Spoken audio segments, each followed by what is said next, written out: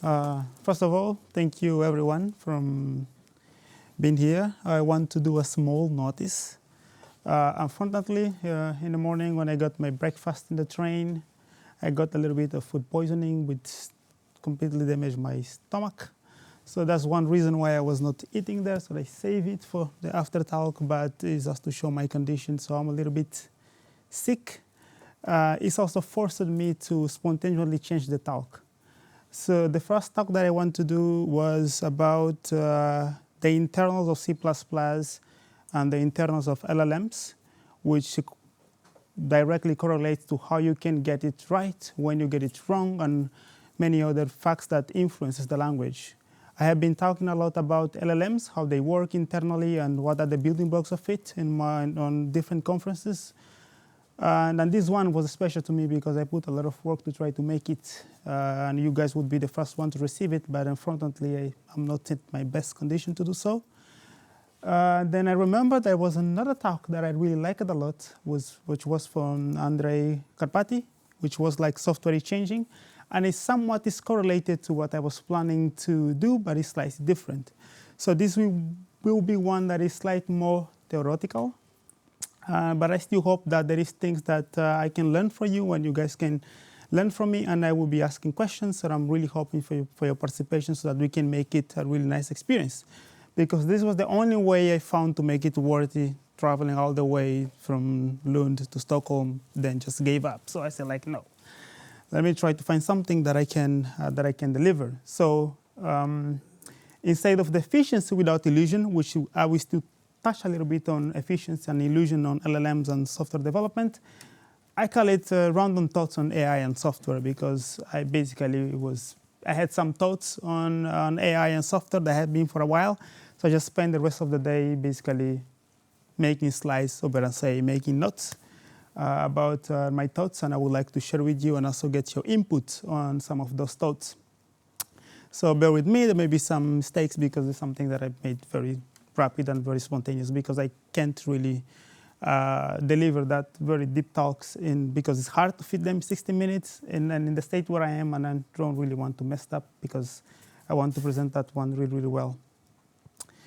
I want to start with showing this this picture, which is like the transformation hierarchy. But before starting, I want you all to spend like a few seconds in this hierarchy and try to see if you guys can find something that is missing in that hierarchy. Yes? Software architecture would be somewhere between problem and algorithm, no? Yes, I would say software architecture could be between maybe sometimes from the problem to the system software, it could be software architecture. Yeah, but That's not what you're asking for. Yeah, so anybody else? Yes? The human? Sure, yeah, but that's for sure. Problems. More problems? No, we're problems. Oh, okay. Humans are right there. Yes? There is some like between system software and microarchitecture. Exactly. So, Like macroarchitecture. yeah, I mean, you have microarchitecture over there. But I think more like how they like work together. The smaller sections of a CPU, for example, like scheduling. Yes, what is missing in the picture is computer architecture. Yeah. Right? You have system software, and then you have computer architecture, and then micro, and then logic, and then device. Why I'm showing this picture, every time I try to learn a new topic in computer science, I always like to think about the whole stack. And I like to think about what it touches so I can learn how it influences the whole system. Because I personally prefer to learn things bottom up instead of from the top to the bottom. And it was the same with AI. I did my master in AI, but now today I work mostly as a modeling engineer, building hardware, mostly GPUs. And when I was trying to learn it and processing this whole thing, I was like, okay, how this thing gonna change everything? And what exactly in this stack the AI is going to affect? Who believes that AI touches everything?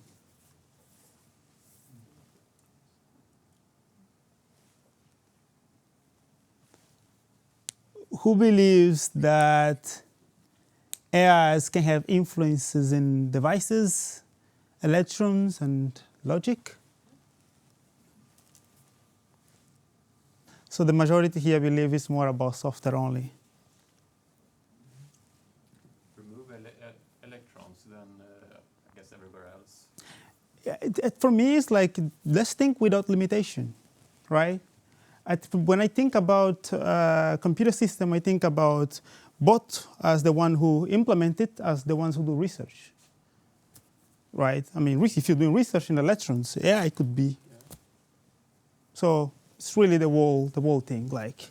And that's just the way I like to think about it, not only in the sense of an engineer or a scientist, but also like as a researcher, how this thing could influence your problem solving, your accumulation of knowledge, the creation of more context to think deeply. And I'm also a believer that changes absolutely everything. It touches absolutely everything, right? In the problem space, there are a lot of problems where traditional software was not able to solve at all. It's very problematic to solve some of the problems, especially image recognition, for instance. We were stuck with it with traditional software for so long. We never get as good as we get today with deep learning and etc. So with AI, we have new problems, and we become way more capable of solving these problems. And these problems, of course, they bring new algorithms, and even the traditional algorithms that we have can also be improved by the use of AI, like by researching new methods or new ways of doing these algorithms. Program languages as well. I mean, if you trying to design new programming language with the presence of AI, we can see, for instance, how PyTorch, which is called how I can call it tensor programming, for instance, a different way of thinking. So AI basically reshaped how we think about that. System software, we have a lot of examples like compilers and etc. There's a huge research in compilers and AI. Microarchitecture, computer architecture as well. We have a lot of examples of system being completely designed for machine learning. Specifically, microarchitecture we have today, if you go, for instance, AMD, some of the AMD CPUs have a perception-based, how can I say, branch predictors, for instance. And into logics, I believe there is a lot of pressure to find new ways. For instance, I will now try to group between logic, devices, and electronics. We have new ways to trying to find new technologies, new alternatives to silicons, so that we can up with the scale of large language model and etc. So it's really something that is shaping everything, right? The whole industry is into it, and we really starting to see how it is enabling the creation of new technology, and also how we can rescope existing technology so that we can tackle the problems that AI brings into the table. And I would like to start by making a description of 3 types of software. We have software 1, which is basically sequential programs, which are like traditional software, which we use to solve mostly mathematical problems. You know, most of the problems we could take from the real world, map to mathematics, and then from mathematics we could map it to computer programs. That's software 1.0. And then software 2, as I say, was a lot of problems that was not totally possible to solve with software 1. By software 2, I'm talking about neural nets, which came and became super good with the scale of computing and more data on solving problems that was not possible to solve at the same scale with software 1. For instance, image recognitions and etc.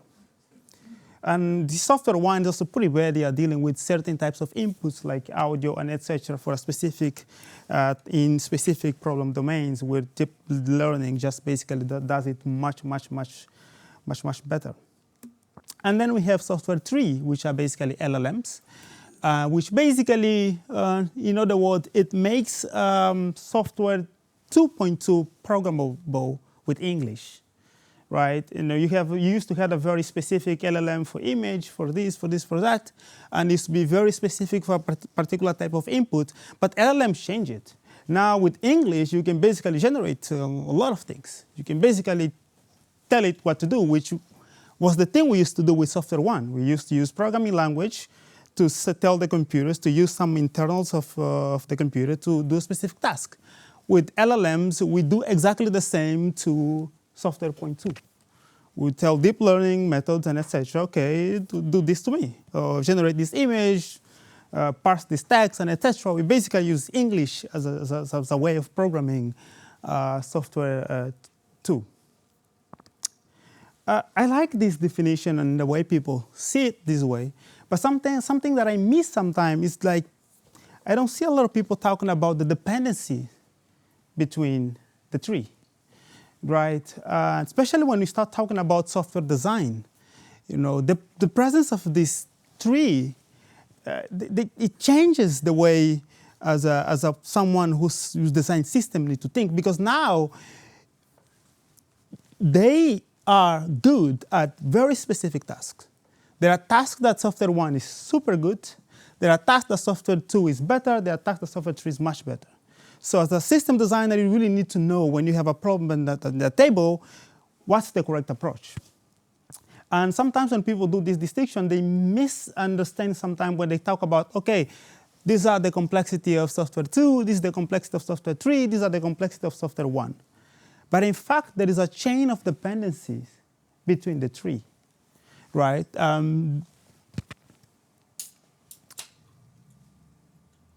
Okay, there's a chain of dependency between the three. Software 1 has no direct dependency to the other ones, which I say it can exist in its own. You know, you can do normal programming without LLMs or deep learning. There are problems that you cannot solve completely with software 1. You cannot get as effective as when you use LLMs or software 2, but most of the problems within the domain of software 1 are independent of software 1. There is no direct dependence to that. Software 2 are deep learning, which you need a programming language. You still need the rules, the basic, the mechanisms of traditional software engineering to get a deep learning model to work. So besides all the work that you have for building a neural network, the data collection, the logs, the pair processing, and etc., you still need to transform that into software. That whole process is still software 1. So there is a huge correlation between software 1 and software 2. You still need to get software 1 pretty well to execute software 2. And then there is software 3 that basically depends heavily on both. LLMs depend heavily on your deep learning model, your neural networks, to be super good. And at the same time, it requires software 1 because software 1 is still the foundation of everything. So the idea that LLMs are going to replace us and all this kind of things, because people sometimes miss the thinking about the whole system, right? The dependencies between them. How do you build an LLM? It's not like an LLM generating an LLM. There are people, there are software people building this.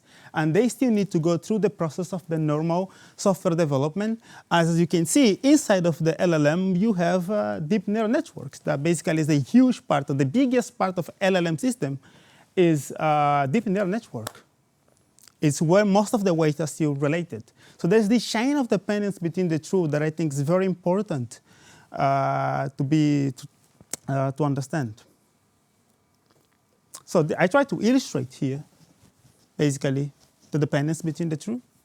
So you cannot have software 3 without software 2 and 1, and you cannot have software 2 without software 1. And the most important is now today what we're seeing as well is like we're using software 3. I mean, it's not completely illustrated in this picture, but we can use LLMs now to build software 1. Right? That's the chain now going back. So everything is interconnected. You use 1 for 2.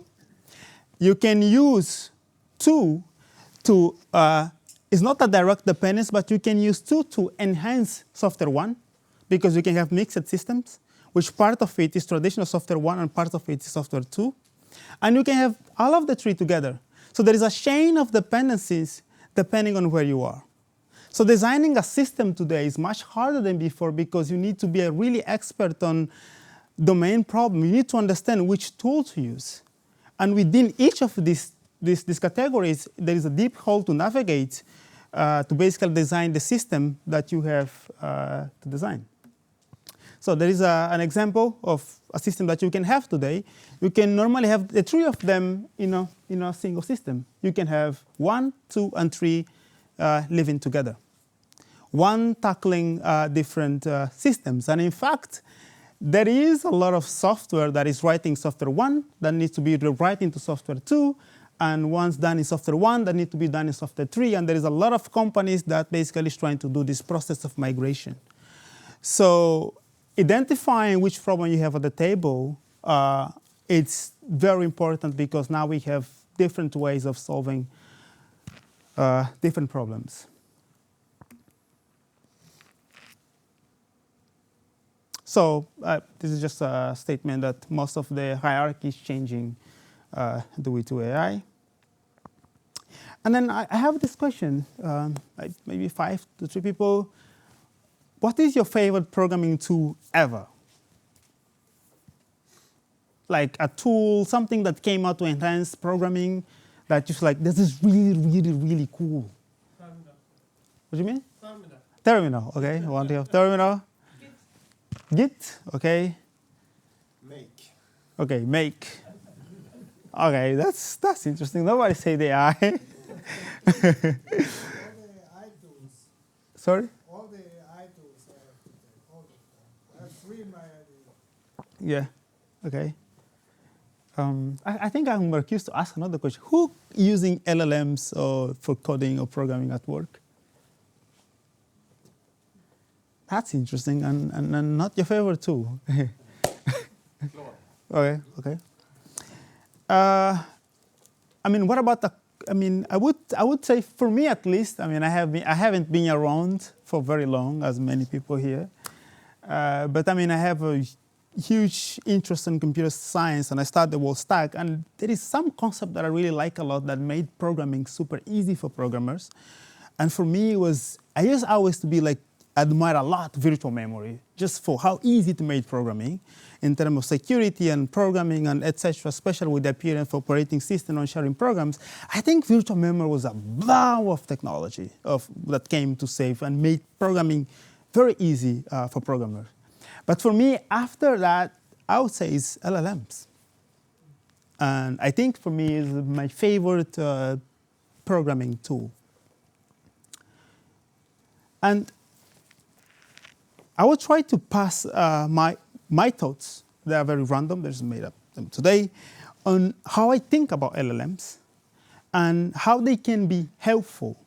Because there is a lot of hype, of course, under the technology, for sure. We have people saying that, oh, LLMs can do everything, it's going to replace all the programmers, we're going to do this and going to do that. And there are people who are very optimistic about the technology, and there are people who just like, no, this is just a disgrace. Like, this thing can get nothing right that I ask. It basically doesn't work for me.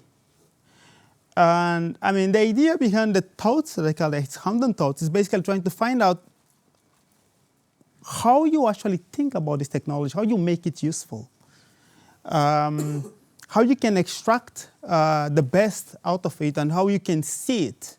Because there is different way you can see LLMs or AI coding assistant. I will start by highlighting some of the psychological traits of this. It's like a superhuman problem solver in certain domains. So there is parts of problems that we as human deals with every day at which LLMs are super good. We have a lot of benchmark in certain aspects which they just really do much better than humans. But they're also really terrible at certain problems.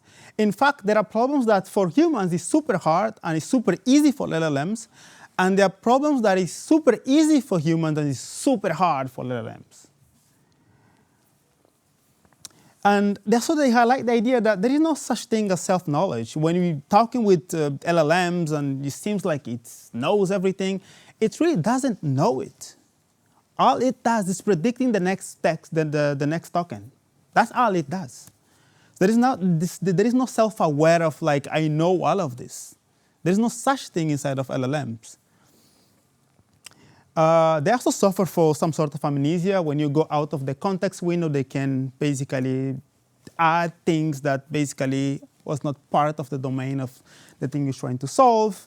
And they can be strongly suggestible because you basically can direct the tone based on how you text. In fact, we have a lot of prior research showing that sometimes you can influence it so that it gives you what you want, basically, despite it being right or wrong. And as we can see, there are parts of it that are really good, but there are parts of it that are really bad. So how you actually navigate between both? You can see that there's a lot of problems, a lot of good things it can solve for you, but there are still things that it can do really wrong. So how can you exploit the capabilities of it, being aware of the problems that it might introduce to you? So I think the best way to understand this is by understanding deeply the potential and the key limitation behind this technology. And for me, I think there is no better way to understand that than, I would say, build an LLM from scratch. Learn the internals of it. It will give you the key idea of how that things work. And if you really master that, your life with LLMs becomes much easier because you know how this thing is thinking behind it. You know what's the process, you know what it's capable of and what it's not capable of. When I built my first LLM from scratch, it was really my mind blowing. I was like, okay, I can really see what this thing can do and what it cannot, and what are the limitations of those. And it's surprisingly, when I'm using it for refactor, design, and etc., I can be much more effective because I can predict sometime how it's going to come out with the answer, and then I can build the limitation in my promptings, and basically I can save time and processing time. So understanding the limitation very theoretically, there is like no real understanding or intentions. So it's basically predictions based on the data that you have. It can hallucinate and can be very confident. It can write with a tone that this is what it is and still be wrong. So you as a human, if you're the ultimate person to verify the information. And there is also reasoning. It can be very good sometimes, and these are very, very tricky because as you use LLMs, you can use it for 1 week, it's giving you really nice result, very accurate, and then you start trusting it because it's very normal for us humans. When something is become trustworthy, you start, guarding down.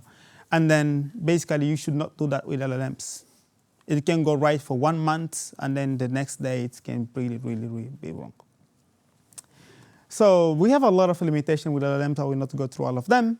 But there is a lot of main capabilities of it. Like, it's very important for you to really understand what this thing is good at. If you really understand what it's good at, it saves you a lot of time.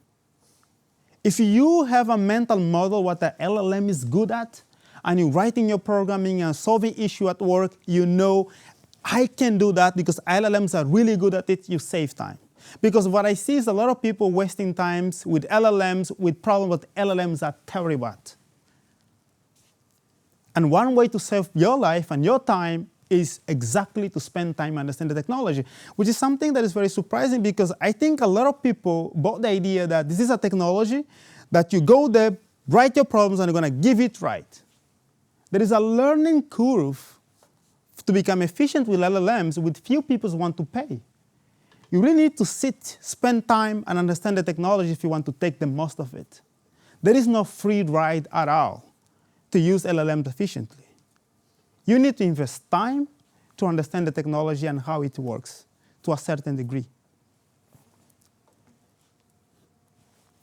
So there is a lot of places, as I say, main capability of LLMs I can illustrate here. It's really, really good. The exploration and structure and organization. There is a lot of problems that LLMs are really, really, really, really good at. When you see that problem, you are at work, you get that problem. When you see that, okay, LLM, I know exactly this LLM matching problem, so you use LLM. There's other problems like LLM here, I know it's going to take me too much time to structure it to the point that LLM can get it right, so not worth it. And then I will try to give some tips on how to use LLMs as coding assistant.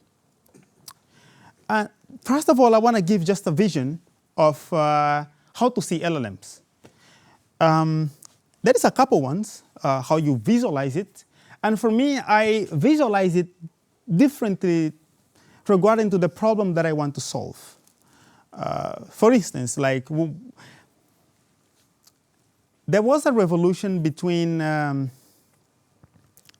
assembly language to Python, right? There was a very high level of abstraction that was created on the top. I like to see LLM sometimes like that as well. So it's really a jump from something like Python to English. You can do and automate a lot of things that we used to do with programming just using LLMs.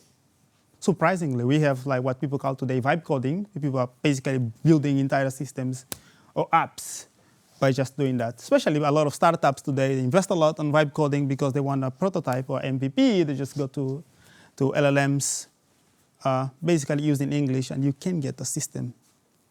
Not something that I would say is deployable and you can put in the market, of course, but you can get done a lot of things by just using LLM, by just basically using English. A lot of things that used to like that to be done with programming now can be basically done with LLMs. So that definitely it's a higher level of abstraction. I can put LLMs in the top of what comes after Python. That's the last level of abstraction we have in programming, quote unquote, today. The other way I like to see it is intent-aware programming tool. This is like, I remember when I was in a conference actually, and then I was thinking about what exactly is LLM giving to me as a problem, as a programmer. And I was like, there is something in this tool that I haven't seen before. Is that this thing knows what I'm trying to build. No other programming tool that I have used before could be aware of it. Like, when I'm writing anything in C++ or using any other programming tool, they don't know nothing. All they do is validating stuff. Your compiler validates if a token exists or if your sentence is correct. But it can never understand your intent. Your compiler doesn't know what's a Fibonacci. It doesn't know it. But LLMs are different because they know what you're trying to do. That's the point where I like to see it when using it for programming sometimes. They really know what you're trying to build. When your constant is small, like a Fibonacci and a lot of math problems, because I'm trying to do limits, I'm trying to do this, I'm trying to do that, they know it. And they can help you verify and etc. That's what I see it as different than many other tools I have as a programmer. For my fact, that's the most blowing. That's what blew my mind the most when I start using as a coding assistant. Now I have something that knows what I'm trying to do. If I'm trying to do a very famous rendering algorithm, I know I have a tool that knows it, that knows if I'm in the right way of achieving it or not. That's the way I like to see it as well. But to solve anything in programming using LLMs, two questions must be answered. That's my process of breaking down a problem when I'm trying to decide if I should use LLMs or not. The first one is, can LLMs be helpful in this particular problem? Is it really an LLM problem? Should I go and use LLM to solve that, or going to be just a waste of time? Because believe me, you can spend a lot of time just to get something right with LLMs. And it's not really easy to use, especially when you have context that is very, very, very large and many other things that can influence your results when using LLMs. So I will repeat again, I think this is the most important thing that I want people to take out of this is, if you want to use LLMs, you need to understand if a problem is LLM friendly or not. If you want to be efficient, you need to master that. So that's the first, the first point. And then, what are the things you can use to think if something is LLM friendly or not? Two things that I like to go rapidly is context size and data availability, right? We give an example. If you're trying to solve a problem in C++ that involves memory models, would you use LLMs?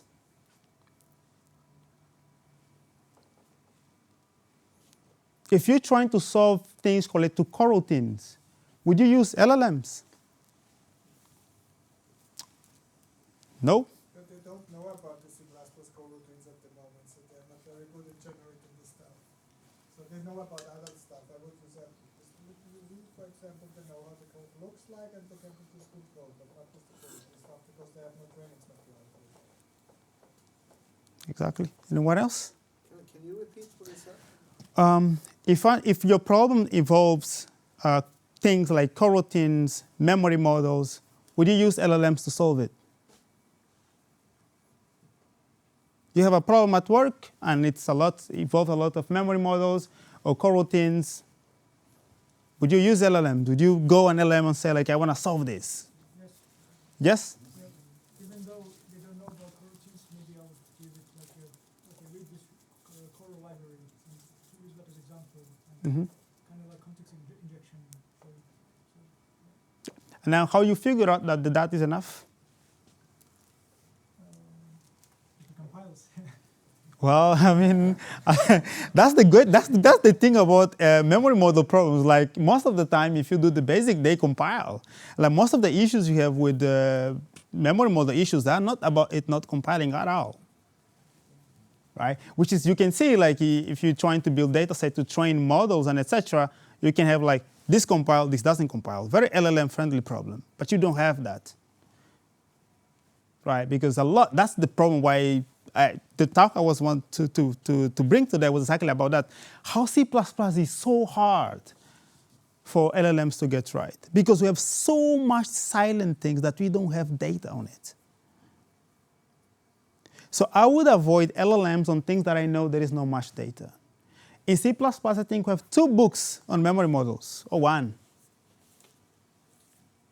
On C++ memory model, 1 or 2 books. If you go to Stack Overflow and many of the internet data, you have 3, 4, or 5, or 10 blog posts on this. There is not enough data on these models to master these topics. So when I know a concept is very niche, it's very hard, there's not much data, I will not use LLMs. And if I'm using LLMs for it, I will break down to the point that LLM can be useful. So 2 things to think about is how big is the context of the problem you're trying to solve, and how much data you have available on that particular topic before you use LLMs. And it solves for absolutely everything.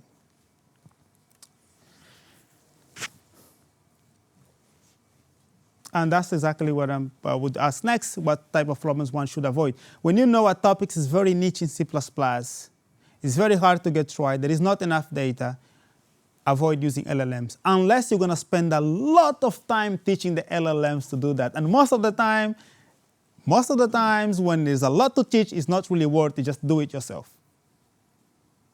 Because that's the point, that the cycle that a lot of people fall. You build a lot of context for that thing to get right. And I say, like, I spend so much time giving you context, you got to work. And you keep insisting, now you got to work. And you say, like, okay, they gave me 1 week to solve it, 3 days I spent on building the prompt, now you're my only way out of this. I can't go back, you need to work. Trust me, there is a lot of people in that loop. They relax. They say, okay, they gave me 2 weeks. With LLM, going to be 2 days. They relax, and then at the end of the week, now LLM needs to do the miracle. And they basically get very frustrated when they don't get it. Because this is a tool that you change one thing, it goes completely weird. So it's very good. The best thing I can tell people is, like, be good at figuring out what it can solve, what it cannot. It's going to save you a lot of time, a lot of misconceptions. other things, for instance, like don't use LLM to change variables. I mean, can anyone tell me why LLM is so bad for changing variables? It's just an example of a problem that I want to illustrate that you shouldn't use LLMs for it. Can someone just tell me why it would be so bad for changing variable?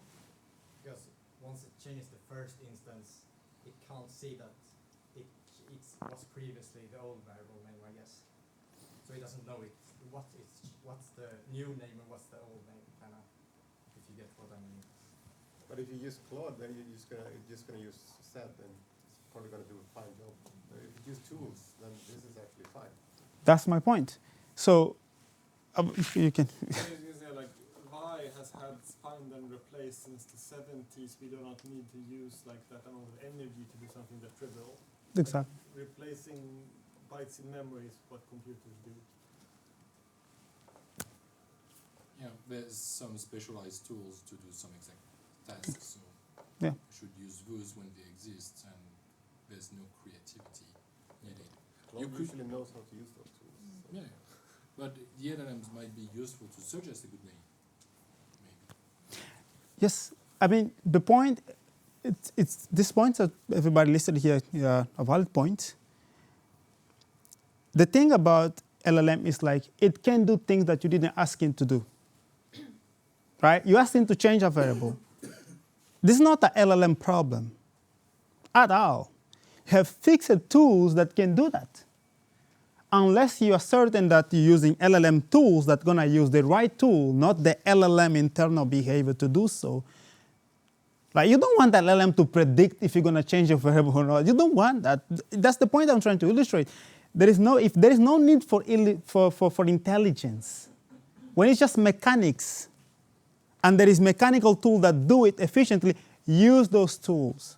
It's very important for us to understand when not to use LLMs at all. Because if I use LLMs to change the variable of a name, if I take my code and say, change the name of this variable, I'm not sure if it changes the behavior of the code or not. And now you're going to spend time verifying the code if it only changed the name actually or changed the intent of the code. You don't want to use that for such things. So I'm saying, I will repeat again, like knowing when to use it is the most crucial thing to do. Knowing when to avoid it, because it can be very redundant. Very redundant if you use it wrongly. Verifying code writing by LLM, you basically need to go one by one, line by line. There is no other way around. You cannot trust it at all. Just because your code compiled doesn't mean really nothing. But I thought this is how it works. I tell the LLM to change this variable, refactor the code, and then I look at the diff and say, yeah, that's good, or I fix it, but it still makes me faster. Yeah, I mean, it depends which code base or what project you're working on. Because for me, at least, I would say, for instance, I don't even know if I can talk about it. Like, if you're working a system, not me, if I work in a system that you have so many tests, for instance, that you even have no idea that you don't even work directly with a lot of people do. Right? You have a code that you work, you have yours, but there's so many internal teams that also have their test that depends on you. Those who are building hardware, they knows about it. You cannot guarantee where it's going to change something else. And you want to save people headache. So I would say for mechanical things, use mechanical traditional tools. Unless these mechanical tools are connected to LLMs and LLMs use them, which is the next topic that are the things that I also wanted to talk about. I think the other aspect when you decide, okay, this problem is LLM problem, right? Okay, this is a problem that I can solve with LLM. Then the other things one needs to know is how. How do I use LLM to solve this particular problem? If you say LLM to solve 1 + 1, it will try to guess it. A lot of things it will try to guess, go to the internet or look at the internal knowledge it has, and it will try to predict. It's a prediction. It will not be accurate. So knowing how, which tools to use, on how to command the LLM to be precise by using tools is very important. For instance, instead of you telling LLM, do this, you can say, use a script in Python, run it, and do it. It's much more accurate. Because now I have to build a script and I have run it, or use a calculator instead of trying to predict it. So you need to understand your problem. You need to understand the internals of LLM, because you need to know which tools are available within the LLM, and you want to be precise by telling the LLM, solve this by using these. This saves you time, saves you verification, and gives you more confidence. Because that's the next step for LLM, is basically embedding LLM with tools. So if you're doing things like related to mathematics or script, tell them, use a script, use a Python script, using this, using that tool.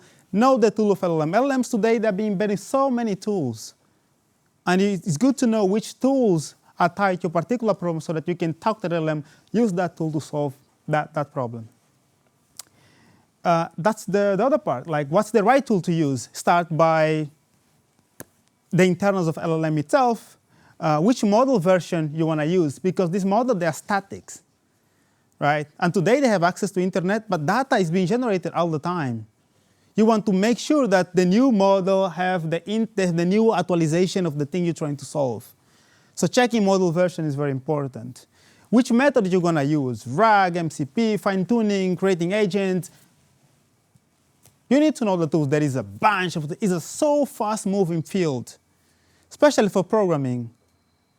That is important to be aware if you really want to be effective. There is a lot to know. There is a lot to try for the specific problem that you have. And then there's the model internal tool. There are scripts, calculators, and etc. that you can use to be more precise and more accurate. Sometimes you have a problem, and you cannot, they're not inherently LLM friendly. And sometimes the LLM cannot help you solve the big problem that you have. So you need to step down and basically slice your problem into small ones and find the ones that can be solved by LLMs and the ones that cannot be. So decomposing problems and finding small pieces that are LLM friendly and the ones that are not is also very important, because sometimes it pays off. Sometimes the whole problem cannot be solved, but you can partially divide your problem and find those that are LLM friendly and those that are not.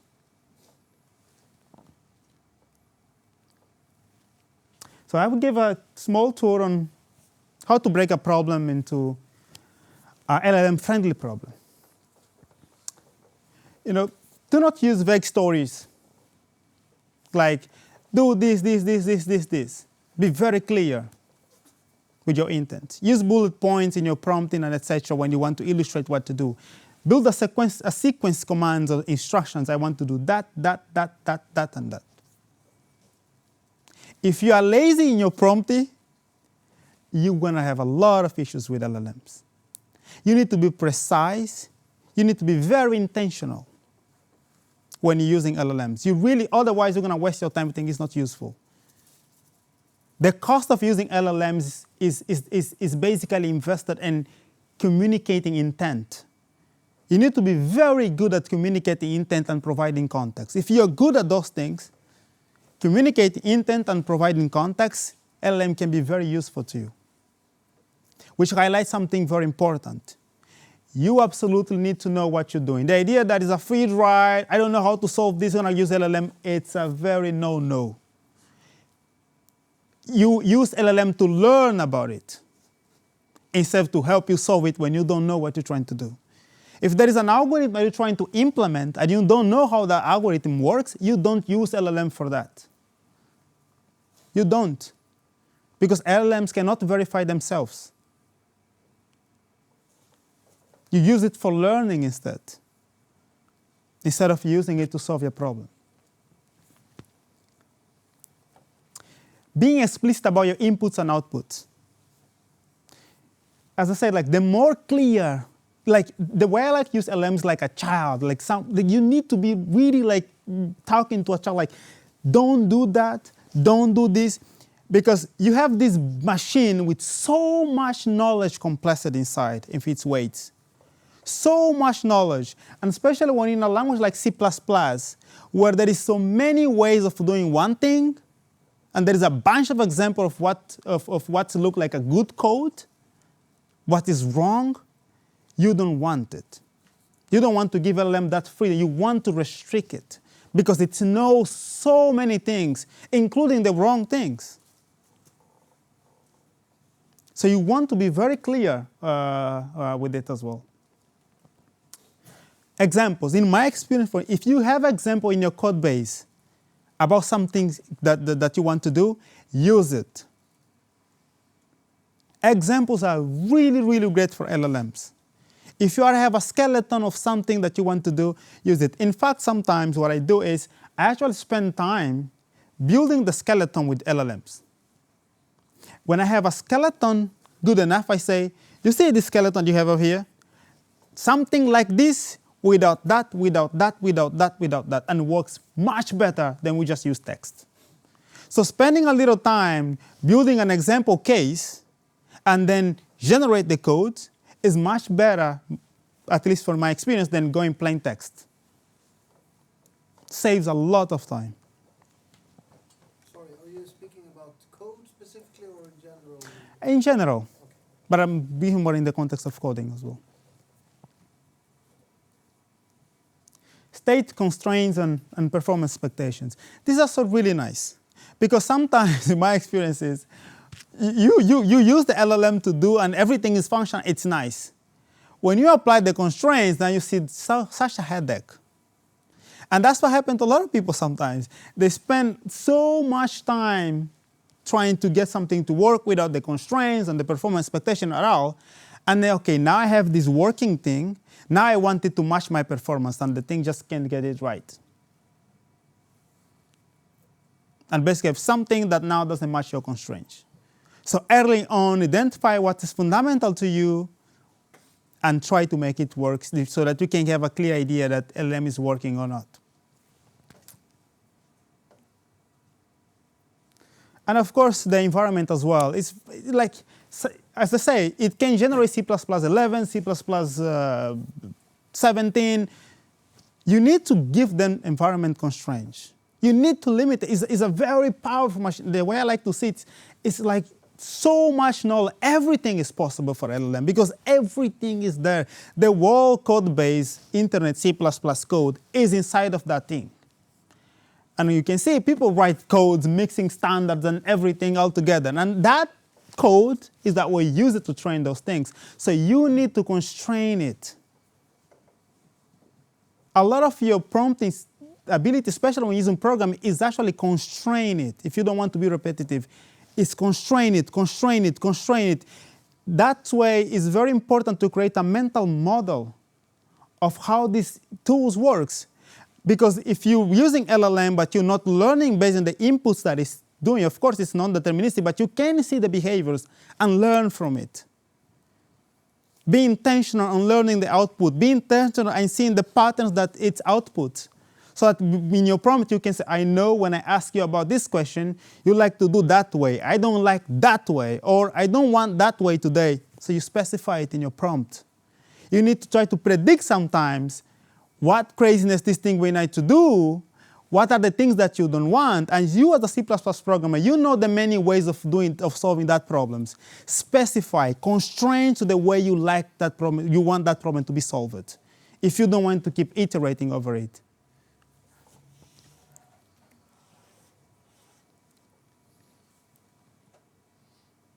Okay, I will skip it because we are running out of time. And the most important thing as well, one of the most important things that I see a lot is people want to solve big problems. Big problems, like your 2-month ticket. You want it in 2 days. You like, grab it, all of this, like, you're gonna solve it for me. It's again, if you know the internals of LLM, you won't give it big problems. Sometimes people say, like, but what is the magic? How can I understand how this thing works? How can I say its limitation? Just understand how it works. Just understand why it hallucinates. How to write effective prompting, etc. If you understand the internals, it becomes much easier to justify. Who can try to give an idea why giving LLMs big problems is bad for it? Context size. Exactly. Which is a physical limitation. All right. It can't go beyond it. Always, when I'm writing code, I look at the context that I need to give it, and since I know how the tokenized algorithm works, I can have an idea how much is enough. And a lot of people sometimes it's just not giving you what I want. Because if the context is so big that you cannot fit inside the context size, well, first you need to decompose the problem into small problems that fits the context size, and then you start solving it from there. And sometimes it's not about having your problem solved out, it's just to give a skeleton, a foundation so that you build on top. When I know I have tried 3-4 times and LLM cannot solve it for me, then I say, okay, at what point it is useful? At what point I can build it so that it gives me a skeleton that I can add on top? Sometimes it's much easier that way.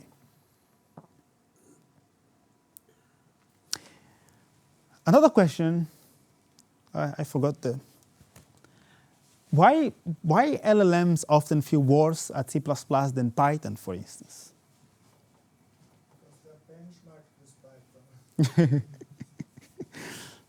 Say feel rather than are. If Would you say that they aren't really worse? They just feel worse? well, they are. I mean, Yeah. can anyone explain? The corpus, I guess. LLMs, we cannot access call stack of C++ code. Call? Call stack. So if I have like some function, I don't like it doesn't really know unless you fill the whole code base to context. Yeah. This is actually one of the strongest points. Okay. I guess Python is a little closer to how an LLM thinks, because in C++ it goes a lot deeper into the nitty-gritty details. You need to know how it works. And in Python it's a little bit closer to like express what you want it to do, and I'll do something close to that.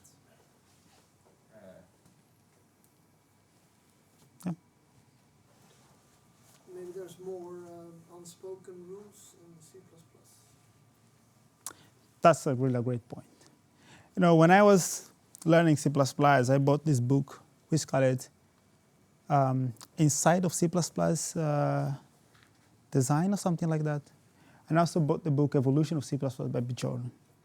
C++ is a language that you cannot understand it by what you see only. There is a lot of invisible things in C++. That's why when sometimes you try to teach C++ to students, it's so hard because they're trying to understand what they can only see. But there's a lot of things behind it that are very invisible concepts that you need to be aware of. And since these things are not text, you cannot train an LLM for it. Things like UB and many other kind of errors is hard because there is no text. And the tests we have are the cases that we have, that this is UB, that's not UB, but you know, they can basically explode the context of how this error can happen. So C++, there's a lot of invisible concepts, a lot of invisible assumptions that are not text-based. So make it very hard for C++. This is one point. And the other point, of course, C++ is very token verbose. Doesn't really help the language in the use of LLMs. But I will go a little bit further, I think, in this topic as we move forward. But I think I have also exposed it here. The language complexity is huge. We have so many wrong C++ code out there. The internet is full of it, right? And we have so many standards, so many examples. Like, there is not enough text saying, this is wrong, this is right, for LLMs to understand it. And the language is really, really huge. Like C++ is huge. Templates and all this kind of stuff and ADL and all these rules, it's really hard. When they find the behavior and subtle pitfalls like many of the invisible behavior of the language, of course, it's making it sometimes very hard to debug, because when you need to use LLM, you want to provide context of the domain problem, and you have this very big compile error. The context window is limited, and you cannot pass both there, so the LLM can understand you as well. And the way we write C++, like there is so many symbols, a very big grammar. All of this needs to be transformed into tokens. So it makes C++ much more to use much more of the context window than other language. And a very key trick with Python, for instance, Python is very tokenizer friendly. I'll give an example. When you're building LLMs, one of the first steps is the tokenizer. Basically, you need to map tokens of the language to a particular number. That number is a representation, for instance.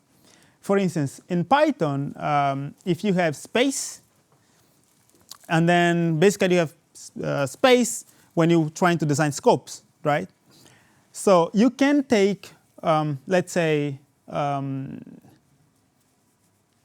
deep scope variable that is like 5 times within the space, right? Python allows you, because of the structure of the language, you can take these 5 steps and map it to one token. Every time you see 5, which counts as 5 tokens in the compiler level, at LLM optimization, I can transform it to 1. We don't have things like that in C++. When people start building tokenizers for Python, they figured out they could optimize it at that level. They could shrink the context size of how much tokens you can put in the context window of LLM using Python. Such optimization, we cannot do it in C++. But there is a lot of things we can do in C++, you as a programmer, if you know that intent. For instance, there is an example, right? If you have the one in the left, this is not very LLM friendly. I have 2 extra tokens that are not necessary. The brackets. You just increase your code base, and each of those need to be mapped to a token inside of your context window. So there is this idea also you as a developer need to think how to write an LLM-friendly code base, optimized for context size. Now there is writing code for the hardware, for performance, there is writing code for your colleagues, readability, maintenance. Now there is writing code for LLMs. If you want your code base to be LLMs friendly. There is concept like this, and there is much more, which always there's also conflict of interest with other metrics that you want for your system. So what I was thinking sometimes is like, do we need some sort of a compression tool for C++? You get your code base, you pass it to some sort of a pass, it compresses, maintain the intent, but compresses that you can put at LLM, because LLM is just text. It doesn't care about usability at all in the sense of how much token have you using. But if you think like that, this direction can be one of where you can make your code base much more friendly to LLMs.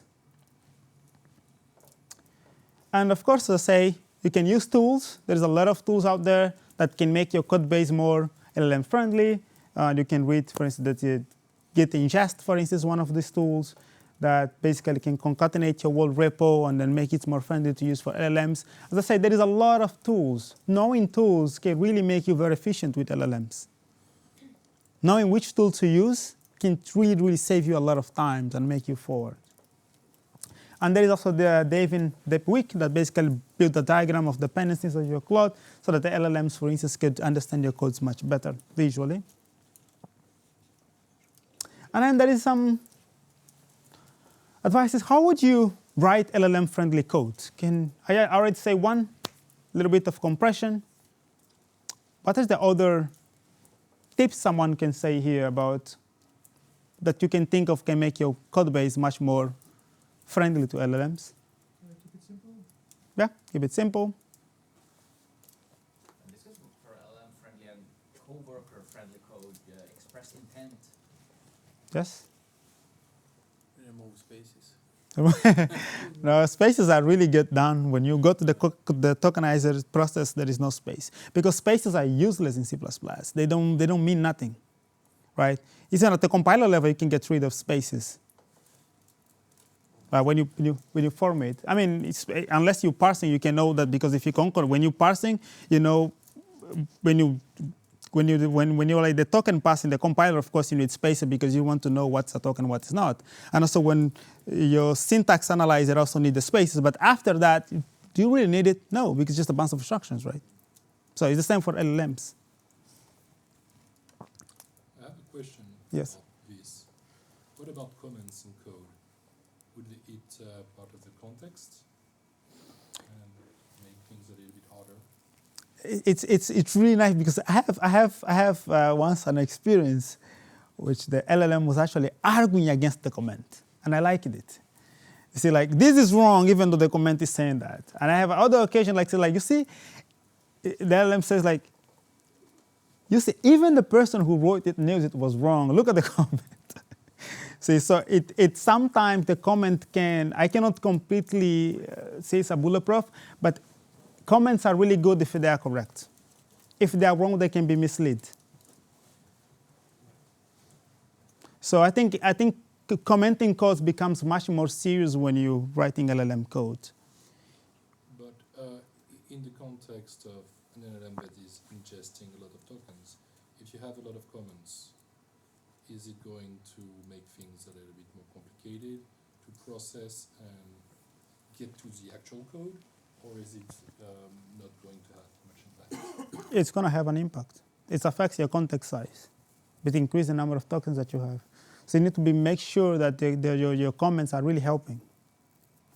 So that better than comments is actually writing code with intent, clear intent. So it's like, or to like make context local and explicit. Avoid things that you're writing it so many different files, or like things like extern, that like big structure with extern defining elsewhere that you're not providing as a context to LLM. If you can make things local and explicit, it's much better because the LLM can visualize it.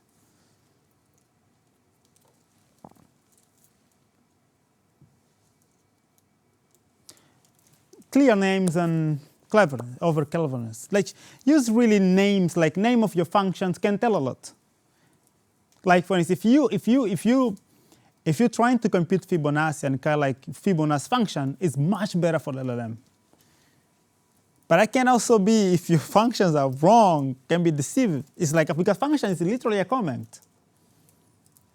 If you can think about in the concept of LLM, right? It's an information that you pass. If you see like, what is this function called Fibonacci? If you have a function, some Fibonacci but not doing Fibonacci, can be misleading. I'm not saying that it's misleading. The LLM can, of course, overcome that, but it can be misleading. Intentional names that actually close to the context are really, really useful. Keeping functions small and single purpose. It's really, really useful for LLMs. And also allows you to navigate LLMs and provide context much better. Like having these 6,000 lines of functions, like it's really bad. It's really bad. Mixing intents together, it's really bad for LLMs. The cleaner is your code, the easier is your life with LLMs. There are people that trash in, trash out.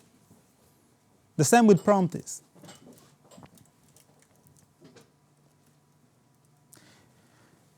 One thing that can be really useful for LLM is to see your intent through asserts and etc. It's really nice. When you have your assert, it can capture these patterns because it's really nice and patchy marking.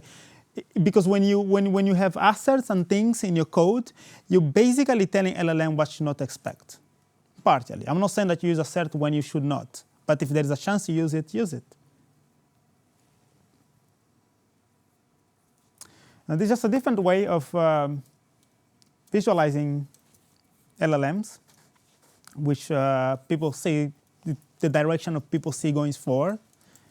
And basically, you have the LLM, like a CPU, and you have the context window, like the RAM of the LLM. And that's a really good mental model of what you have today, at least the one in the center. Right? You have a LLM. What's the CPU?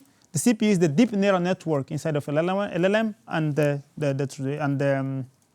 attention blocks inside of it. The context window is your memory. Is your ability to add context, to do some real-time fine-tuning, if we can say it that way, to the LLM. As you can see, it's a tool that can orchestrate work and dispatch it to the proper tool that can solve it. One of the uses of LLMs today is actually as orchestrator. It receives a task and can dispatch and use the proper tool that can do it. It can be a traditional software tool or can be another LLM and etc.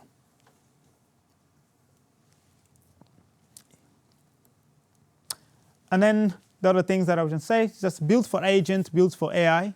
I think it's really useful. I give some tips on how you can do that, but there is much more that you can explore. But definitely build for it. Because I don't see, at least for programming, I think when you know when to use it and how to use it is a super useful tool. And if your code base is ready for it, it can be really, really helpful. And I understand that there is many other implications that we can talk as a programmer. For instance, a lot of people argue that it steals the best thing of program that we have and leaves the boring job for us, which is partially true. A lot of the good stuff that make program exciting, LLM optimize a lot, and the boring stuff for us, it left us behind. A lot of people say like it's very easy to generate an app, and then you need to go to this DevOps stuff that I just hate, and he cannot do that for me, for instance. So building things for agents or LLMs make it easier for LLMs to actually start optimizing even those things that are boring for us. This is a way of moving forward towards that direction. I was just going to finish soon. A lot of work on AI rely on generating code and also verifying. You as a human, you are the ultimate verifier. You cannot trust the code generated by LLM. You cannot at all. All the code needs to be verified. Investing a lot of time on how you verify LLM code is going to speed up to you. And the best way of doing so is becoming an expert. And that's the thing that a lot of people don't like to use. Like, I thought this is going to replace it. No, if you become an expert in C++, LLM is a super tool for you. Because you can verify it faster. You know the part and you have seen it. I'm saying, like, you should never use LLMs for things you don't know how to do. You should never use it for that. You can learn it to learn things that you don't know, but never to do things that you don't know how to do when you want to deploy it or something that is really serious. So to end my talk, that's my two advice. Being great at communicating intent is the key. If you know how to communicate intent and provide context, it's really the key of using LLMs. I don't know if there is anything that can make your manager happier than if you're using LLM these days, right? Everybody wants to use LLM. If you're good at it, your manager becomes super happy when you become improducible, right? Just saying, just saying. And then you still need to know your craft. This is really important. It's not really a tool that is here to make us lazy. No. If you think LLM is there because now you don't need to learn C++, now you're very wrong and you basically didn't understand this tool at all. You need to master the language. You need to know computer science even more, I think like even more than before. Because it's much easier to learn now, especially with those tools. You have the best teacher that is out there. You can ask it questions every way you want. Explain to me like I'm 5 or something like that. But at the same time, with such amount of high speed and progress in building systems, more subtle bugs are going to happen that these LLMs themselves cannot figure out.